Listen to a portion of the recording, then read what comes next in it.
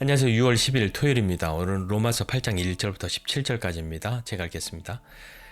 그러므로 이제 그리스도 예수 안에 있는 자에게는 결코 정죄함이 없나니 이는 그리스도 예수 안에 있는 생명의 성령의 법이 죄와 사망의 법에서 너를 해방하였음이라. 율법이 육신으로 말미암아 연약하여 할 수 없는 그것을 하나님은 하시나니 곧 죄로 말미암아 자기 아들을 죄에 있는 육신의 모양으로 보내어 육신의 죄를 정하사 육신을 따르지 않고 그 영을 따라 행하는 우리에게 율법의 요구가 이루어지게 하려 하심이니라.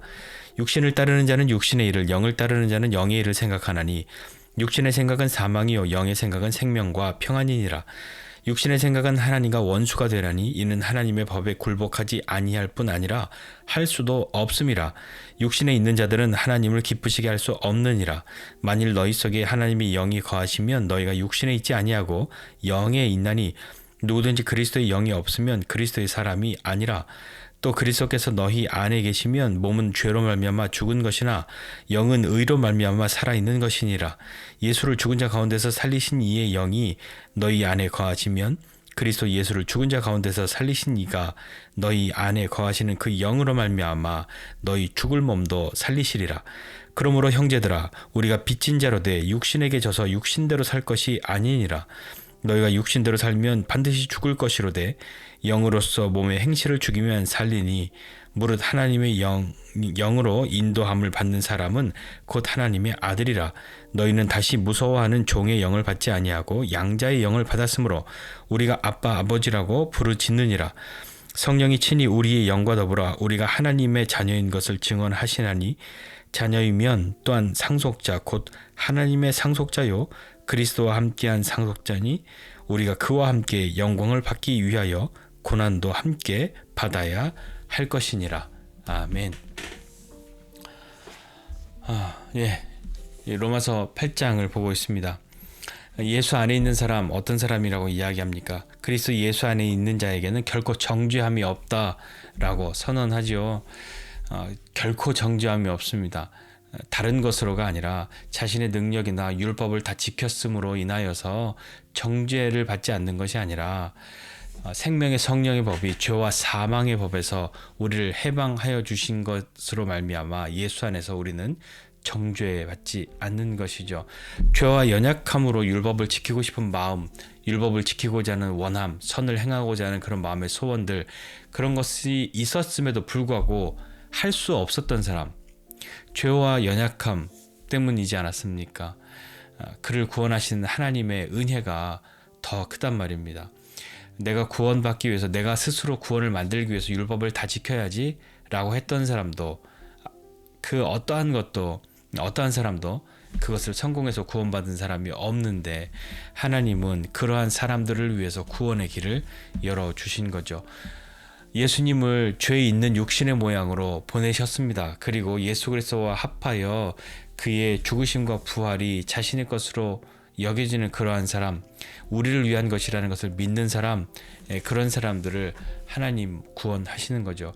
율법의 요구를 이룰 수 없는 우리이지 않았습니까? 율법은 완전하고 죄가 없고 거룩한 것을 요구하였는데 우리는 그것을 할 수 없지 않았습니까? 그것을 예수 그리스도께서 하셨단 말입니다. 예수 그리스도의 죽으심과 부활이 곧 나의 죽음과 부활로 연결되는 것이니까요. 그리스도와 합한 것으로 그리스도의 모든 것이 나에게 효력이 있는 것이죠. 그걸 어떻게 이해해 볼 수 있냐면, 제가 예전에 어렸을 때 들었던 예화인데 참 잊혀지지가 않습니다.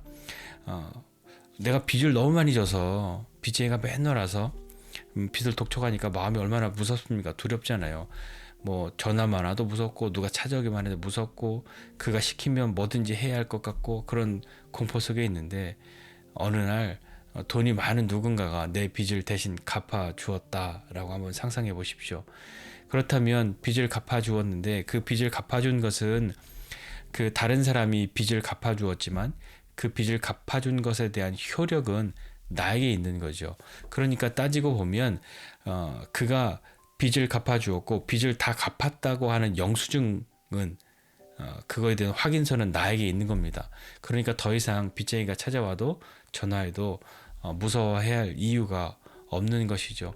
마찬가지로 예수님의 죽으심, 십자가의 죽으심의 그 효력이 나에게 있다라고 하는 것이죠. 내가 아무것도 하지도 않았는데, 내가 대신 빚 갚은 것이 아닌데 그 빚쟁이에게서 그 모든 것을 자유케 되고 그 모든 것이 해결되었고 그것이 내 이름으로 내가 빚을 다 갚았음, 이렇게 해결된 것이 되었다라고 하는 그 설명이 참 잊혀지지가 않습니다. 자, 그러한데 이제 그 예수님의 그 우리를 대신하여 모든 담당하신 그 죄값을 치르신 것, 그것이 우리에게 효력이 있죠. 율법의 요구를 이루게 된 것, 완전히 거룩하게 예수님의 거룩하심으로 우리가 거룩하게 되는 그런 것이 되는 거죠. 그러면 그 뒤에 나오는 5절 이하에 육신을 따르는 자는 육신의 일, 영의 일을 따르는 자는 영의 일을 생각한다라고 하는 거죠. 마찬가지 당연한 일 아닙니까? 육신을 따르는 자는 육신의 일을 생각하고 영을 따르는 자는 영의 일을 생각하는 것인데요. 육신의 생각은 사망이고 영의 생각은 생명과 평안이다, 이렇게 말씀하고 있죠. 육신의 생각은 하나님과 원수가 되는 것이고요. 하나님의 법에 굴복하지 않는 것이고, 굴복하지 않는 것조차 거기서 끝나는 것이 아니라 그렇게 할 수도 없는 것이 육신의 생각과 거기에 거하는 사람이란 말입니다. 육신에 있는 자들은 그렇기 때문에 하나님을 기쁘시게 할 수 없죠. 하나님은 언제 기뻐하십니까? 내가 무엇인가 하나님을 위해 뭐 큰 일을 해드렸을 때 기쁘십니까? 물론 그럴 수도 있습니다. 그러나 하나님은 우리가 거룩할 때 기뻐하시는 분이시죠. 우리가 죄를 이겼을 때 기뻐하시는 분이시고요. 그것이 하나님의 성품 가운데에 가장 두드러진 성품, 그것이 거룩함이지 않습니까? 하나님, 내가 거룩하니까 너도 거룩해라 라고 말씀하신 것처럼 하나님 닮은 존재로 창조된 우리가 하나님의 모양과 형상을 자꾸 잃어버리고 다른 길로 가게 된다면, 죄에 물들어 버리게 된다면 회복해야 할 것이 거룩함인 것 아니겠습니까? 우리 스스로 거룩해야 될 수 없었던 거죠. 율법의 모든 것을 다 지킬 수도 없었고요. 마음의 소원은 있지만 불가능했던 겁니다. 그러나 예수님이 그 모든 일을 행하셨기 때문에 그분과 연합한 우리는 그분 안에 있는 그 성령의 역사하심으로 말미암아 죄와 사망의 법에서 우리가 자유케 되고 정죄함이 없게 된 것이죠. 그리스도의 영이 없으면 그리스도의 사람이 아니다 라고 그렇게 또 선언하고 있습니다. 그리스도께서 너희 안에 계시면 몸은 죄로 말미암아 죽은 것이지만 영은 의로 말미암아 살아있는 것이다. 우리 안에 그리스도 영이 있습니까? 없습니까? 이런 거 가지고 자꾸 사람을 시험 들게 하고 어렵게 하는 그런 질문하는 그런 집단들도 있잖아요. 그러나 중요한 것은요, 우리가 그 어떤 사람이라 할지라도 주의 성령이 아니고서는 그리스도를 주라 시인할 수 없고 고백할 수 없는 것이죠. 그렇게 우리가 주님의 영이 우리 안에 있고 하나님이 우리를 그렇게 부르시고 예수님의 죽으심의 그 효력이 나에게 있다고 믿는다면 우리는 선택해야 합니다. 무엇을 선택해야 하냐면요, 어떻게 살 것인가를 선택해야 하는 것이죠. 그 다음에 또 이런 얘기들이 있지 않습니까? 육신의 생각 또 영의 생각하면서 어떻게 살 건가, 너가 육신에게 져서, 그러니까 육신을 따라서 그렇게 살 거냐. 우리가 빚진 자지만 육신에게 그렇게 빚을 져서 육신을 따르는 그런 삶을 살 것이 아니다. 우리가 육신대로 살면 반드시 죽을 것이지만 영으로서 몸의 행실을 죽이면 우리는 살 것이다. 하나님의 영으로 인도함을 받는 사람은 곧 하나님의 아들이다. 그리고 우리는 다시는 무서워하는 종의 영을 받는 것이 아니라 양자의 영을 받았기 때문에 하나님 우리 아버지를 아빠 아버지라고 부른다 라고 말씀하죠. 성령이 친히 우리의 영과 더불어서 우리가 하나님의 자녀인 것을 증언하십니다. 우리는 하나님의 자녀가 된 것이죠. 죄와 사망의 권세로부터 자유케 되고 더 이상 정죄가 없고, 예수님께서 우리를 위해 그 일을 행하신 것은 하나님의 자녀된 우리를 다시 되찾아 오셔야만 했기 때문입니다. 우리 하나님의 자녀가 되는 권세를 주셨죠. 믿는 자에게 주신 것, 하나님의 자녀가 되는 권세 아닙니까? 자녀의 권세 어떤 것입니까? 아버지의 영광이 내 겁니다. 아버지가 가지고 있는 것이 내 겁니다. 그것이 자녀의 권세잖아요. 그런데 오늘 바울은 또 이렇게 이야기합니다. 영광도 자녀이니까, 자녀는 권세가 있으니까 영광도 받고 그리고 고난도 함께 받아야 할 것이다 라고요. 그러니 우리는 어떻게 해야 되겠습니까? 주님과 함께함으로 우리 안에 계시는 성령님을 의지하여 매일매일 우리의 삶 속에서 육신의 일을 생각하고 육신을 따라가는 삶을 사는 것이 아니라 성령을 따라서 그의 인도하심을 따라서 우리가 우리의 삶을 살아야 하지 않겠습니까? 자녀된 삶을 살아야 하지 않겠습니까? 예수 안에 있는 자에게는 결코 정죄함이 없습니다. 정죄받지 않는 삶으로 부르셨단 말입니다. 자녀된 우리에게 베푸신 하나님의 은혜, 그리고 그분이 우리에게 주시는 그 영광, 하나님의 영광, 그리고 우리가 자녀이기 때문에 받아야 할 고난, 그것도 있다는 것을 기억하고 우리는 육신을 따라가는 삶을 더 이상 살지 않기로 결단하고 하나님의 도우심을 구해야 하지 않겠습니까? 우리에게 이렇게 하나님을 따라가는 삶을 살겠노라고 결단하였다 하고 나는 이제 죄 너와는 안녕이다. 그런 결코 죄가 우리를 쿨하게 그래 그럼 우리 이제 헤어져라고 보내지 않을 거라니까요. 계속해서 싸워야 합니다.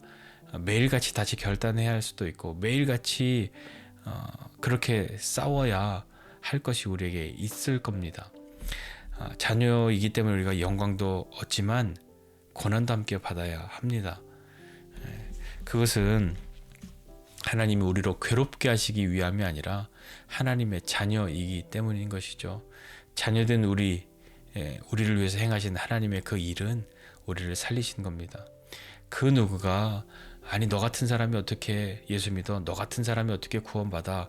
라고 말한다고 한다면 그것에 마음을 쫄지 말고 그래 나는 비록 이 모양일지라도 이러니 나에게 구원이 필요하고 구원은 우리가 무엇인가를 해드린 것으로 얻는 것이 아니라 이렇게 하나님이 우리를 사랑하셔서 나 같은 사람에게 하나님의 구원을 베푸셨다는 것을 믿고 자녀된 삶을 그 아버지의 영광을 바라보고 그리고 기꺼이 우리 인생 가운데서 고난도 함께 받을 수 있는 그런 믿음의 사람으로 자라나는 저와 여러분 모두가 되시기를 주님의 이름으로 부탁드립니다. 기도하겠습니다. 하나님 아버지 은혜와 사랑을 감사드립니다. 하나님 우리에게 행하신 주님의 놀라운 일, 그 일을 기억합니다. 우리를 다시 되찾고 자녀된 우리를 다시 살리시고자 그 아들 예수 그리스도를 죄 있는 사람의 모양으로 보내셔서 우리의 죄를 대신 담당하고 그 죄와 사망의 권세를 이기고 부활하셔서 그 주님 앞에 그 주님을 믿고 믿음으로 나오는 사람들, 주님과 연합한 사람들, 그 주님의 영이 우리 안에 있는 그 사람들 되게 하셔서 하나님의 자녀가 되었음을 다시 한번 깨닫고 믿음으로 삶을 살아가는 사람 되게 하여 주옵소서. 그 어떠한 것으로 우리의 귀에 거짓을 속삭인다 하여도 하나님의 마음이 하나님의 말씀이 어떤 것인지 붙들고 믿음으로 살아가는 사람 되게 하여 주옵소서. 하나님 자녀된 우리 반드시 주님 앞에 나아가고 그리고 매일매일 자라나는 사람 될 수 있도록 은혜를 베풀어 주시옵소서. 감사드리고 예수님의 이름으로 기도드립니다. 아멘.